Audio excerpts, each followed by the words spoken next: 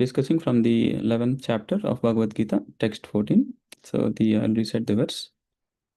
Tata sa vismaya visto hrustaroma dhananjayaha pranamya sirisha devam kirtanjalir abhasatha.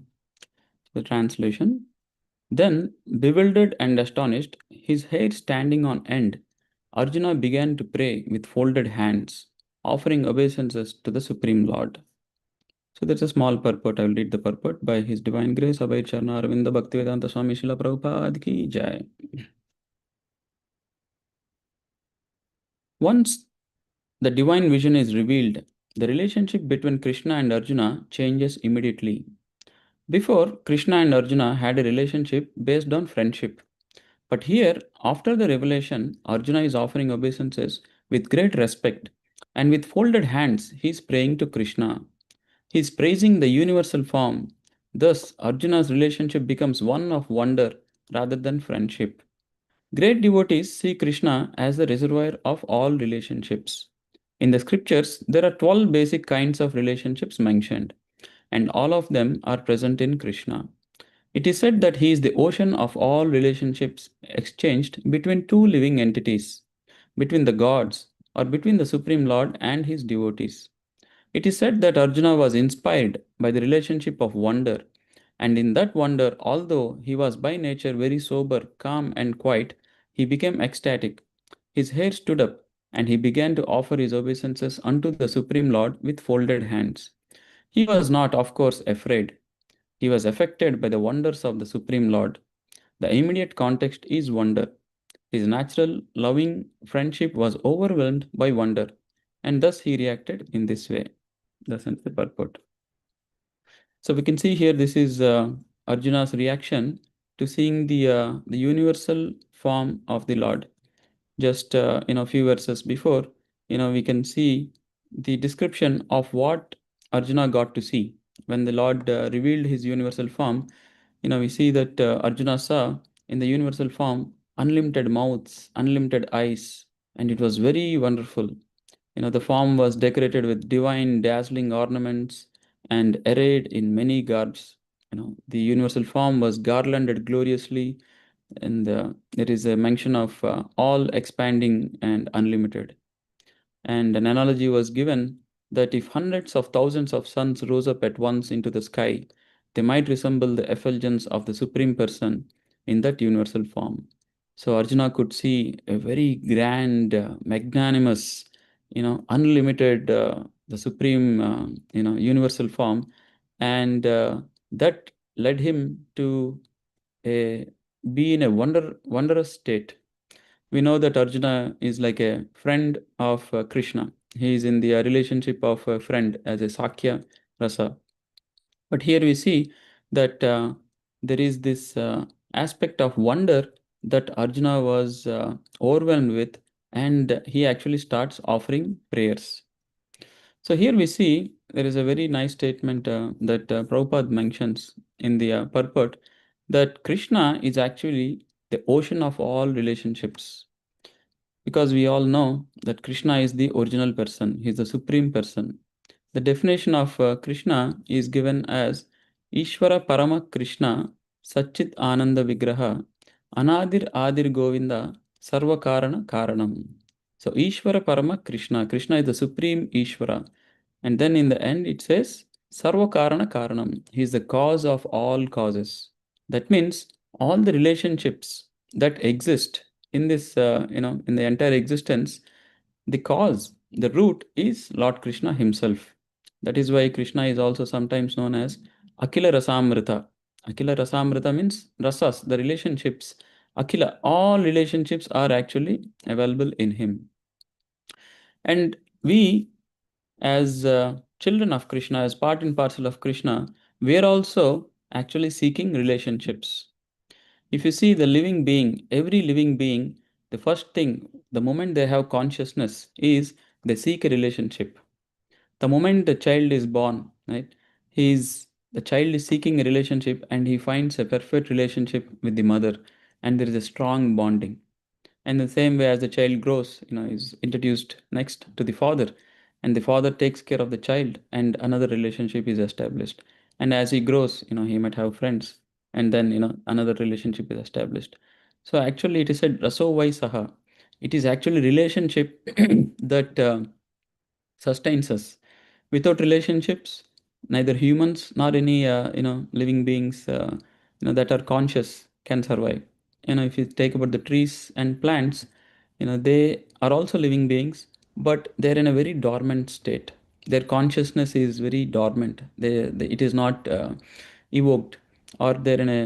You can take an example like somebody is in coma, right? He's a living being, but they're in some kind of a dormant state. So it is said that the plants, the trees, the grass, they're all in a dormant state of consciousness. They're very, um feebly, very little consciousness is what they have. Like an experiment was done, if a tree and if a plant actually has consciousness at all, and there were some receptors and things like that set connected to the tree to see if there is any variation. So they realized that when they did the science experiment, when they cut the tree, they did see a small, variation in, there was some kind of a uh, pulse that was found which varied. So that means they are also able to express consciousness, but in a very minor way, because they're almost dormant. It's like somebody in coma. You can't speak to them or anything. Maybe sometimes you give an injection, there is a small movement, right? So their consciousness has become very dormant. But other than that, if a conscious living being is always looking for relationships, and happiness actually is in relationships. There was a research done by, I think it was the Harvard University. It was a 75-year research to find out what makes a person happy. And the conclusion of the research was that it is satisfying relationships is what makes a person happy.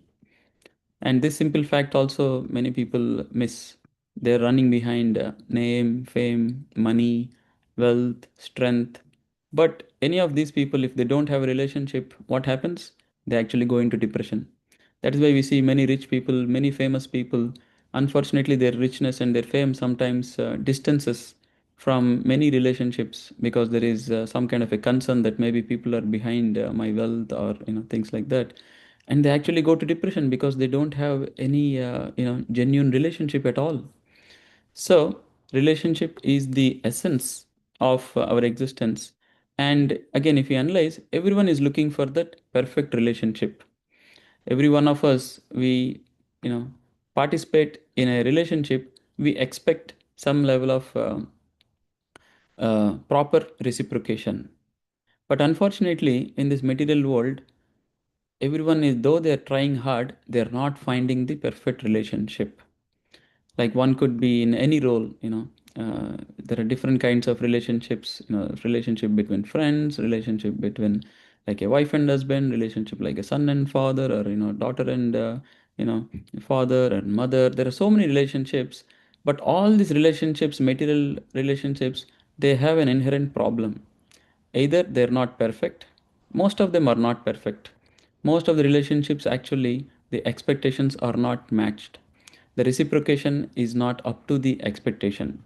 In any relationship, there is always that gap, and then people are trying to adjust and inherently live with it. But then, if there is a perfect relationship somehow, which is rare, but sometimes it happens, a perfect relationship between a wife and husband, or a friends, or mother and child, or father and daughter, or whichever, unfortunately, even that has a problem, because in this material world, it is subject to termination. It will end one day. The material world will not allow the relationship to exist. So that is the inherent problem with material relationship. And why does this problem exist? Because our original relationship is with Krishna. We're all children of Krishna. We all belong to Krishna's family. Here we are in temporary family. In the material world, we are forming a lot of relationships. Right? We have, everyone has parents, everybody has friends, everybody has a spouse if they grow. Then everyone will have children. Lot of relationships, but they're all very temporary. And because they're temporary or they're not perfect, there is always disappointment. So the solution is to connect to Krishna, who is the Akila Rasamrita, actually with whom we originally had all relationships. And the purpose of human life is actually to revive that relationship.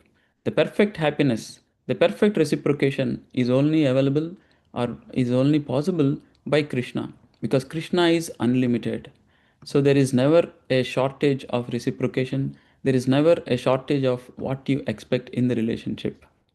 So that is the important aspect of the whole spiritual understanding, is to build our relationship with Krishna. So it is known as Sambandha Gnana. Prabhupada actually gives an example that in any activity, to attain success, there are three aspects involved. There is the Sambandha Gnana, which is the relationship, which is the understanding, what is the relationship in a particular activity. And then there is the Abhideya Gnana or Abhideya, which is acting in that particular relationship. And then finally there is Prayojana, there is the ultimate result. So, to establish our relationship with Krishna, we need to have the Sambandha Gnana. So, if you take the example of a business, dealing, somebody is, doing a business, they have a product they want to sell, and then they come across somebody who wants to actually buy the product and resell it. So, the first thing is Sambandha, to establish that relationship, that, who is the seller, who is the buyer, what is the contract, how is it going to work. The second thing is Abhideya, now acting according to that relationship that is established. And then the third is Prayojana. Once the relationship is understood and one acts in the relationship, the supplier supplies properly, the buyer buys them and resells them, there is profit in all cases, and finally there is success. Now, if there is a gap in any of these three activities, if the relationship is not clear, the contract is not set clearly, the pricing or whichever, right, there is a problem. Or if there is a problem in the abhidaya, in executing the relationship or the contract, that will also be a problem. And then there won't be a final result. So, in our pursuit of spiritual happiness and spiritual emancipation, we have to understand the first thing, Sambandha Gnana, that what is my relationship with Krishna? What is my relationship with God? Krishna clearly says that Bijoham Sarva Bhutanam. That means I am the seed giving father. Aham Bija Prata Pitaha. I am the seed giving father. That means the first relationship we have to understand is Krishna is superior and I am subordinate. Just like a child, as he grows, he will slowly understand, oh, father is the the supreme and in the house. He is the one who is earning, working, everything is managing. I am his subordinate. So we have to come to the first understanding that I am subordinate to Krishna. And now, once we understand that, now how do we act in that relationship? That is the whole knowledge of Krishna consciousness and teachings of Bhagavad Gita, the Vedic teachings, the rules and regulations, the do's and don'ts. This is to build upon that relationship. That is called Abhideya. Once you know you are subordinate to Krishna, Krishna is like my father, and my relationship is to revive, my purpose of life is to revive that relationship and not be stuck in these temporary relationships. Like an example is given, like if there is a fair in their town, small children, they might go to play in the fair, and leaving their home, they might go there, and they might get fascinated by so many things happening in the fair. There are this lot of rides and fun activities and so many things going on, but they have to realize that they don't belong in the fair. Fair is not their permanent residence, they have to come back home. Now, our situation in the material world is like that. We all left the home to participate in the fair, but we are stuck in the fair. We are not going back home. And what happens if one is stuck in the fair, if they're not living with their real parents and real family, they will find a lot of difficulties to survive over there. Where will they eat? Where will they stay? Where will they sleep? So in the same way, our life has become like that, full of anxieties. Every day we have to work hard, or else we don't have a place to stay. Every day we have to work hard, or else we won't have a place to live and food to eat. So a lot of anxieties. But actually, our father, the supreme father Krishna, is the proprietor of the entire existence. Everything is under him. So that is what spiritual emancipation, finally liberation is going back to our original home, Krishna, where you don't have to work hard day and night and live full of anxieties every moment, safeguarding ourselves and planning for our survival. Like here in the material world, it's a struggle for existence, right? Nobody can just say, I will just stop working. Immediately, all kinds of troubles will come. Everyone has to continuously work, and everyone is full of anxiety. But none of this will exist if you go back to our original home, if you go back to Krishna. So that is the essential understanding of Krishna consciousness and spiritual life in general. Now, talking about the different kinds of relationships, the Shastras actually give us insight into all the different kinds of relationships that exist. In the purport, if we remember, Prabhupada actually said there are generally 12 relationships with with the Supreme Lord, or in general in this world. There is nothing new in a relationship with Krishna. It is all similar relationships that we have here. It is just that we have these relationships among ourselves instead of Krishna, and that is where there is imperfection and there is disappointment. But actually, these same relationships with Krishna lead to perfection and ultimate happiness. So the Shastras, the Vedic scriptures, they reveal what are these 12 relationships. So it is said that there are five primary relationships and there are seven secondary relationships. Like in this example, we see Arjuna was in a primary relationship of a friend, being a friend to Krishna. But then, when he saw the universal form, a secondary relationship temporarily has taken over. That is the secondary relationship of wonder. Wonder is a secondary relationship which actually acts to enhance a primary relationship. So we'll go over the various relationships that are mentioned.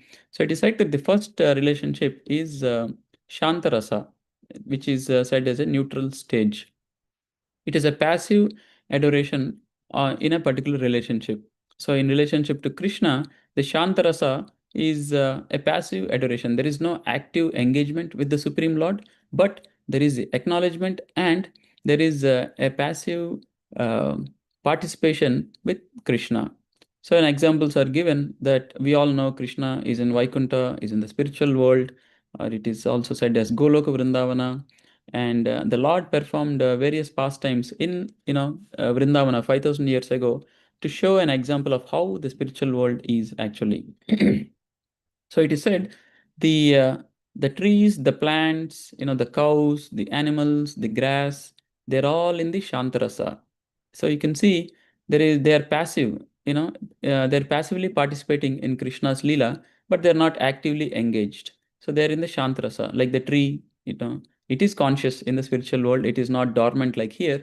It is completely conscious and it wants to serve the Lord in the Shantarasa by giving nice shade and giving fruits.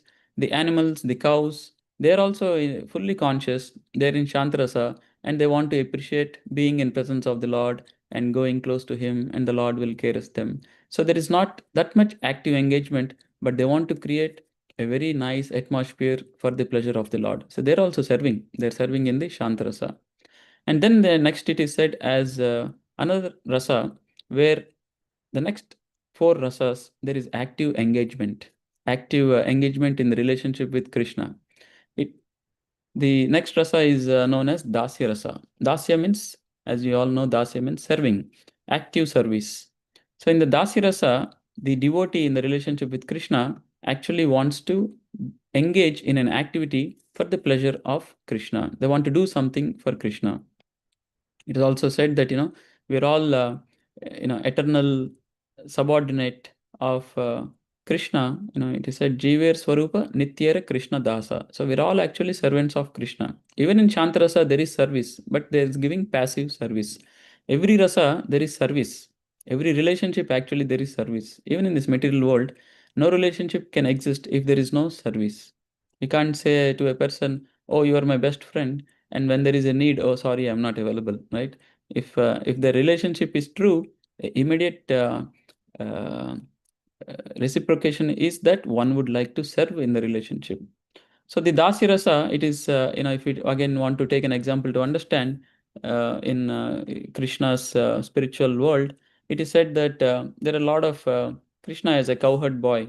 He is always having fun with his friends. So there are other cowherd boys, the Gopas. There are younger Gopas who would like to serve Krishna. It is said that when Krishna is playing and having fun, there are these younger Gopas who want to assist Krishna in his fun and his activities, and when Krishna is tired and wants to lie down, they massage his feet, they fan him. So they are in that active engagement. They want to serve Krishna. It is also said that when Krishna is getting ready in the morning, Mother Yashoda is decorating him with various jewels. So these all younger Gopas, they go and they also help in getting Krishna ready. They also start tying some ankle bells and some bracelets, and they are also helping in getting Krishna ready. Right. So they're in the mood of that service. There is active engagement. And we can see not only in the uh, incarnation, or not only as the Lord as Lord Krishna, even as Lord Rama, we see in every incarnation there are devotees in different rasas. Like we can see that Hanuman is an exemplary devotee in the mood of Dasya rasa, when he was serving Lord Rama. Hanuman did not have any other desire other than to serve Lord Rama. So, Hanuman is also an exemplary devotee who exhibits the mood of this Dasya rasa. And in that, in the same way, we can see every incarnation of the Lord, there will be devotees who will be in that particular mood. So this is also one of the eternal rasa, and it is said that all of us, we all have a swarupa. That means we were all originally serving Krishna in one of these five rasas in Vrindavana, in the spiritual world. So the third rasa is known as Sakya rasa. It is friendship. Like we talked about, Arjuna's relationship with Krishna was a friend. That means almost similar age group, and at a same level. Not like the young Gopa boys who are at a they want to serve as in a lower level. But Sakya rasa is something serving in being at the same level. Like Arjuna and Krishna were so friendly, right? Yeah, Arjuna did not have that Dasya rasa, he had the Sakya rasa. They were very friendly. Later, here in the 11th chapter, Arjuna says, "Oh, I was very casual with you. I was putting my arm around you and I was calling you casually. But now I realize you're actually the Supreme Lord, and I'd like to apologize," right? So, Arjuna, the moment he realized, he started, offering prayers and asking for apology. But Krishna relishes this relationship. That is why in these relationships, Krishna does not reveal his supremacy. In Goloka Vrindavana, or in the spiritual world, we never come across where Krishna showed his universal form to everyone in Vrindavana, because then these relationships will get disturbed. They won't be able to be friendly anymore, or they won't be able to act as the parents or lovers when they know this wondrous, magnanimous quality of Krishna. So, actually, it is said that there is Yogamaya that covers Krishna's potency so that the relationship is not disturbed. So that is Sakyarasa. Again, in the Vrindavana, there are other friends. As I said, Krishna has Gopa boys, similar age group. They play among each other. It is said that sometimes in the play, when they lose, in the game, they take turns to carry each other on their shoulder. So sometimes they carry Krishna on their shoulder, and sometimes Krishna carries them on their shoulder. Like these are fun activities at the equal level. So that is the Sakyarasa. And the next rasa is the Vatsalya rasa. Vatsalya rasa is the relationship, it's a paternal loving relationship. It's a relationship between parent and children. So here is where the devotee takes the role of a parent and serves Krishna in that particular role. So we can see when Lord Krishna performed his pastimes, we can see the various devotees who performed that role. They exchange the relationship of being a parent. So here is a very interesting thing, right? We have initially began discussing that actually Krishna is our original father, but you can see Krishna is even willing to participate in a relationship where he so-called becomes subordinate. He is like the child, and then he allows his devotees to act as his parents.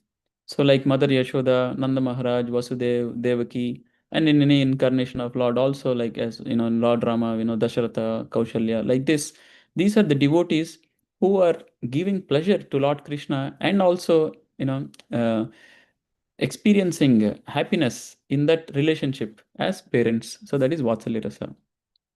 And the last rasa that is mentioned is the Madhurya Rasa. It is like the conjugal loving relationship, you know, with the Supreme Lord. And the example is given as all the gopis and Srimati Radharani, they are in the topmost relationship of Madhurya Rasa, and they are in the relationship of a lover. Like even Mother Sita with Lord Rama, or Rukmini Devi with Krishna as a wife, or the gopis as the girlfriends. They're all in the conjugal, loving relationship, which is known as the Madhurya Rasa. And even every devotee, who would like to have a particular relationship with Krishna, even in the Madhurya Rasa, Krishna accepts it, and he gives them an opportunity to serve him as a gopi, right? So this is the other rasa. So these are the five primary rasas, and I'll quickly touch upon the seven secondary rasas. And it is said this these secondary rasas are there to enhance the primary rasa. So there is a relationship, the primary relationships, and these secondary relationships or rasas enhance the primary relationships. As we go through those, we can realize that how they help, how they enhance. Like the first is hasya, laughter. So it is the sense of humor. It actually adds a nice enhancement to any relationship, and we can all see in our day-to-day relationship also, the sense of humor actually enhances the relationship. The sense of humor among friends, among spouse, or with parents, the sense of humor always enhances. Nobody goes disappointing that, oh, why is there humor. In the same way, there is other is adbhuta, that is the wonder. And what we're seeing here, sometimes Arjuna, when he was revealed, it actually enhanced his relationship. But sometimes it will overpower also because he's seeing the universal form.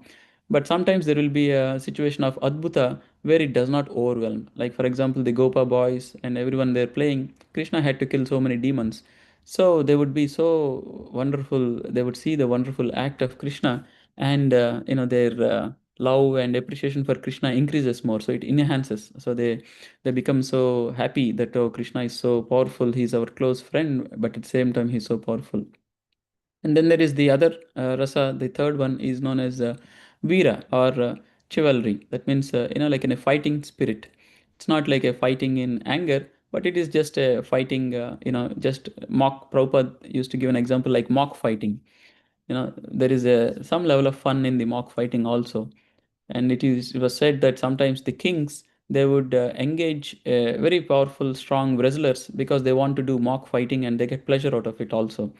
So an example that is given is like Bhishma during the war of Kurukshetra. He was in the mood, he wanted to experience this rasa with Krishna in the chivalry. So there was a situation where he would actually trigger Krishna to attack him, and it was said at that time that Bhishma was in bliss. He was so happy to see Krishna in this particular mood. So again, these are the different rasas that enhance the primary rasa. So the third one was chivalry, Veera. The fourth one is compassion, Daya or Karuna. This is another rasa that enhances. And there is the fifth one is anger or Raudra. Even anger, sometimes enhances a particular relationship. Like sometimes it is said, in the conjugal loving affair between Radharani and Krishna, sometimes when Krishna comes late to meet her, she expresses some anger, right? So there is a place for anger also in relationship. These are all just to enhance, not these are not the primary. It is not an anger between an enemy and it is anger expressed in the primary relationships. Sometimes there is a fear, that is another second relationship that is mentioned. And sometimes there is ghastliness, bibatsa. So there is, these are the seven secondary rasas. So as we can see, all these things are nothing new for us. These relationships are known to us, but what is being revealed in the Vedic literature is that we all can experience these relationships with the Supreme Lord, with Supreme Lord Krishna, and that is our original position. And we have to work towards reviving our original relationship with Krishna. And when we revive our relationship, we can experience all these, relationships, and we can experience complete happiness. It is said that ye atmasu prasidati. We are all individual atma. We are looking to become prasanna. We are trying to be happy. But it is said, Savai Pumsha Paro Dharma Yato Bhakti Adokshaje. When we perform devotional service to Krishna, Ahaituki Apratihata. That means without any motivation and without any interruption, Ahaitiki Apratihata. And then it is said, Ye Atmasu Prasidati. The soul, the Atma will become completely pleased and completely happy when we revive our relationship with Krishna. And the process is simple. It is performing the devotional service, devotional activities, starting with Shravanam, Kirtanam, hearing about Krishna, chanting his glories, chanting the holy name, and performing other spiritual devotional activities. There are 9 spiritual activities: Shravanam, Kirtanam, Vishnu, Smaranam, remembering, Archanam, offering prayers, Archanam, offering worship, Vandanam, offering prayers, Dasyam, doing serving the Lord, Sakyam, being like a friend to the Lord, and Atmanivedanam. So there are so many relationships so many activities in devotional service that could be done to revive our relationship with Krishna, and we should all work towards in our day-to-day life how I can engage myself so that I can perform these devotional activities and revive my relationship with Krishna. I know it's about time here. I'll stop here. If anybody has any question, you can mention.